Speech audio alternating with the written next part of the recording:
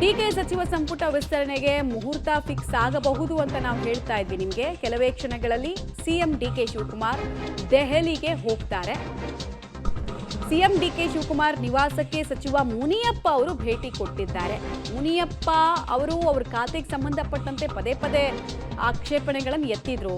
ಈಗ ಮತ್ತೆ ಭೇಟಿಯಾಗಿ ಹಿಂಗೋ ನೀವು ಡೆಲ್ಲಿಗೆ ಹೋಗ್ತಾ ಇದ್ದೀರಲ್ಲ, ನಂದು ವಿಚಾರ ಕಿವಿಗೆ ಮುಟ್ಟಿಸ್ಬಿಡಿ ಅಂತ ಹೇಳಿರಬಹುದು. ಖಾತೆ ಬದಲಾವಣೆಯನ್ನ ಬಯಸಿದ್ದಾರೆ. ಇವರು ಒಂದೊಳ್ಳೆ ಪ್ರಬಲ ಖಾತೆ ಬೇಕು ಅಂತ ಕೇಳ್ತಿದ್ದಾರೆ.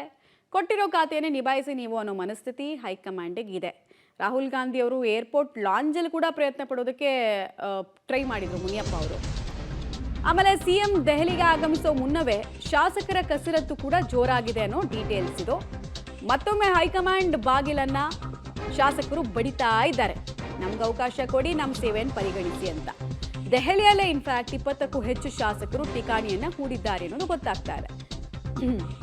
H K Patil, Basavaraj Rayareddy, R V Deshpande, PM Narendra Swamy, R V Timmapur, almost ಮಾಜಿ ಸಚಿವರುಗಳು ಮತ್ತೆ ಮಿನಿಸ್ಟರ್ ಆಗೋದಕ್ಕೆ ಪ್ರಯತ್ನ ಪಡ್ತಾ ಇದ್ದಾರೆ. ಸಲೀಂ ಅಹಮದ್ ಕೂಡ ದೆಹಲಿಯಲ್ಲೇ ಠಿಕಾಣಿಯನ್ನ ಹೂಡಿದ್ದಾರೆ. ಸಲೀಂ ಅಹಮದ್ ಡಿಕೆ ಶಿವಕುಮಾರ್ಗಿಂತ ಸೀನಿಯರು, ಪಕ್ಷ ಸಂಘಟನೆಯಲ್ಲಿ ಅವ್ರಿಗಿಂತ ಮುಂಚೆ ಬಂದವರು. ಈಗ ಮಿನಿಸ್ಟರ್ ಆಗೋದಕ್ಕೆ ಈಗಲೂ ಕೂಡ ಒದ್ದಾಡ್ತಿದ್ದಾರೆ.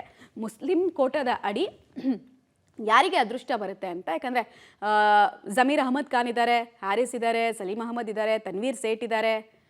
ಸೊ ಯಾರಿಗೆ, ಕನೀಸ್ ಫಾತಿಮಾ ಇದ್ದಾರೆ, ಯಾರಿಗೆ ಅವಕಾಶ, ಯಾವ ಮಾನದಂಡದ ಮೇಲೆ ಅವಕಾಶ, ಆಮೇಲೆ ಸಂಪುಟದಲ್ಲಿ ಇದ್ದವರು ಈ ಸಲ ಸಂಪುಟದಲ್ಲಿ ಇರಲಿಲ್ಲ ಅಂದರೆ ಅವ್ರು ಸುಮ್ಮನೆ ಇರ್ತಾರಾ?